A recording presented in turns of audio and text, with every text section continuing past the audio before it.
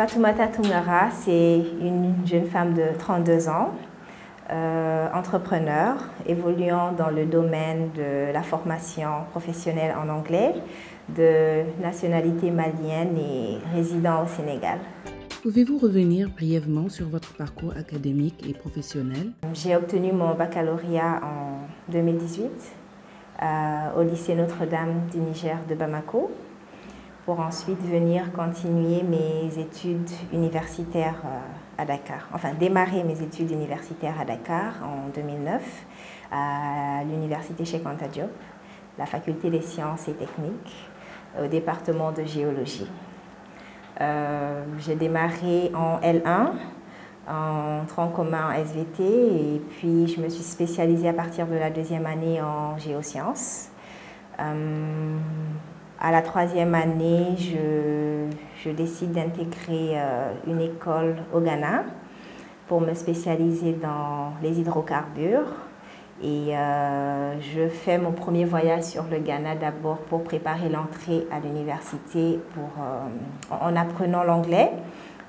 J'ai fait 1 an de langue d'abord et à l'issue, j'ai obtenu mon English Proficiency. Puis je reviens à Dakar pour terminer ma licence et c'est là que je repars sur Accra pour démarrer mon master que je n'ai malheureusement pas pu terminer à cette période-là du fait que j'ai eu un bébé à la période. Alors je reviens sur Dakar avec un bébé, un master inachevé et pas beaucoup de perspectives professionnelle derrière et je démarre alors un petit commerce en ligne sur WhatsApp pour pouvoir me débrouiller un peu et avoir quelque chose à mettre sous la dent et m'occuper aussi de moi et de mon fils. Le commerce, c'est pas trop ça. Je pense pas que j'ai la fibre de la commerçante. Alors, j'ai ensuite démarré un boulot dans un centre d'appel qui n'a pas beaucoup duré parce que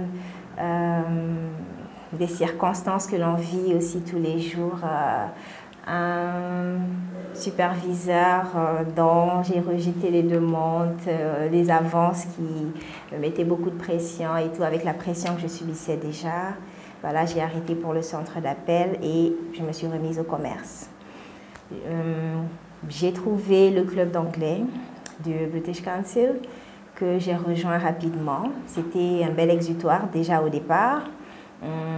Ensuite, commencer à m'associer à d'autres personnes qui aidaient d'autres personnes à apprendre l'anglais m'a fait découvrir cet aspect de la formation en anglais.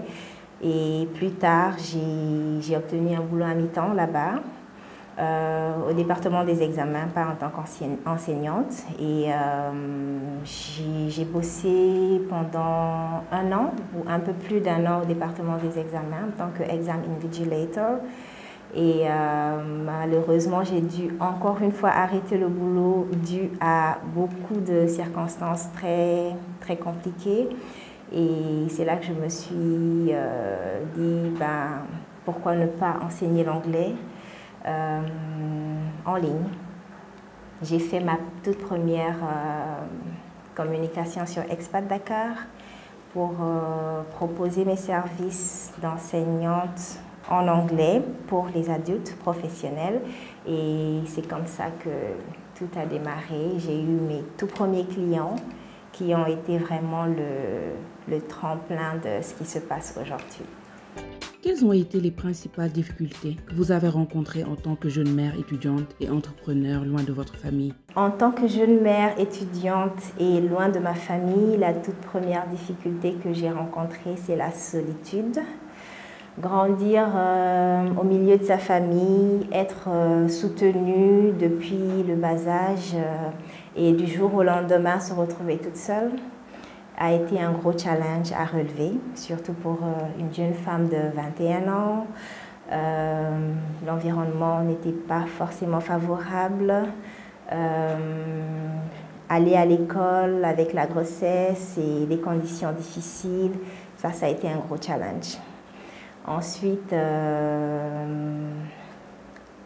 après tout ce qui a suivi, après l'accouchement et le retour sur Dakar, se retrouver du jour au lendemain mère, se retrouver dans un environnement qu'on ne maîtrise pas non plus, se retrouver confronté à d'autres réalités et toujours dans cette solitude-là parce que le soutien familial, il n'est plus là. Ça a été difficile, mais ça a été géré aussi. En tant qu'entrepreneur, des difficultés, forcément, quand on est un entrepreneur qui part de rien, les plus grosses difficultés, c'est les fonds. Et quand on démarre le business, ça nous permet d'abord de pouvoir survivre et ensuite de faire survivre l'entreprise. Et ce n'est pas une gymnastique facile à effectuer. Et arriver à économiser suffisamment d'argent pour pouvoir grandir et évoluer a été un calcul très très minutieux. Ajouté au fait que du soutien financier, on n'en gagne pas toujours au moment que l'on souhaite aussi, surtout. Voilà, ça a été une grande difficulté. Vous disiez que vous aviez comme clients des amis. Comment s'est passée cette transition? Les tout premiers clients ont permis de démarrer même l'activité de formation en anglais, en ligne. Grâce à cela, avec le bouche à oreille qu'ils ont eu à faire par rapport aux services qu'ils recevaient, le nombre de clients a pu grandir. Et une fois que moi-même, ma capacité limite a été atteinte en tant que formatrice, avec un emploi du temps déjà saturé, j'ai pu recruter mon tout premier prof assistant. D'accord? Et ainsi de suite, vu que le business commençait à grandir, les fonds aussi commençaient à grandir un peu. Et c'est la gestion minutieuse de ces fonds-là qui m'ont permis de prendre mon tout premier local. D'accord, qui était juste une pièce, un peu comme celle-là, qui était beaucoup plus à but administratif. C'était pour rencontrer les clients, mettre un visage sur ce qui est Speak It Up, parce que tout se faisait en ligne à ce moment-là. Voilà. Et toujours dans cette même gestion minutieuse, on a pris un local un peu plus grand et ensuite un autre encore, et voilà, jusqu'à aujourd'hui. En intégrant aussi des formations en présentiel. Comment avez-vous découvert votre passion et comment cela a-t-il influencé votre parcours? Déjà, en intégrant le club au British Council, ça m'a fait découvrir que j'aimais ça. J'aimais être en contact avec cette langue et j'aimais transférer mes connaissances en rapport avec cette langue-là. Ensuite, quand je me suis lancée moi-même dans la formation en anglais, ça m'a fait découvrir une grande pédagogie, quelque chose que je ne savais pas que j'avais à ce moment-là. Ça m'a fait améliorer mes compétences aussi dans la formation en anglais et ça m'a fait mieux transmettre les connaissances en anglais et mieux assister les personnes parce que l'anglais, le programme d'anglais que j'enseignais à ce moment-là était un programme beaucoup plus communicatif, être à l'écoute des personnes et ces personnes en même temps étaient à l'écoute de l'information que j'avais à les transférer et ça a créé un vrai déclic, un vrai lien et le programme est rapidement devenu très populaire, d'où le nom Speak It Up parce que le tout premier programme de Speak It Up, c'était le programme de speaking. Quelles leçons avez-vous tirées de votre expérience d'entrepreneur et de mère qui pourrait aider d'autres personnes dans des situations similaires? Je ne pouvais pas retourner au Mali parce que ma situation a été compliquée. En même temps, ma famille directe ne vit pas au Mali. Retourner au Mali, j'aurais été plus la charge d'autres personnes avec les personnes responsables de moi qui n'étaient pas d'accord avec mon choix. C'est ça. Alors je suis revenue sur Dakar, c'était un environnement plus sain pour moi, pour pouvoir y voir plus clair.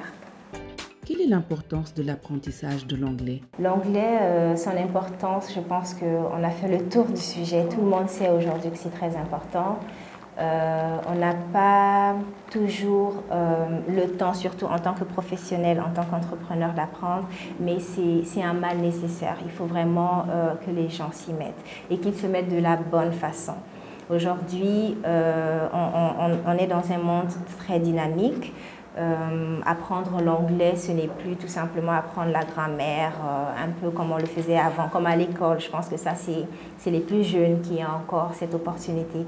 Aujourd'hui, un adulte professionnel doit se focaliser sur l'anglais dont il a réellement besoin, sur l'anglais qu'il va utiliser au quotidien, dans son travail, dans sa vie du quotidien. Donc, se créer cette bulle-là et se performer à l'intérieur, c'est ce qui est recherché chez les adultes professionnels aujourd'hui. Plus un ciblage, en fait, de ce dont on a besoin que de l'anglais de manière générale. Et en même temps, très généralement, les gens pensent à « oh, la prononciation, j'ai pas l'accent et tout ». C'est vrai, mais aujourd'hui, l'anglais, il est international. On parle plus tout simplement de l'anglais américain ou de l'anglais britannique. On a l'anglais canadien, on a l'anglais français, on a l'anglais que parlent les Chinois. Le plus important, c'est de se faire comprendre avec les autres. C'est ça qui fait bouger le monde. Ce n'est plus forcément l'accent derrière. Donc, on va juste éviter de se mettre plein de blocages par rapport à l'apprentissage et tout, et s'y mettre réellement. Et le digital, il est là aussi pour favoriser cela aujourd'hui.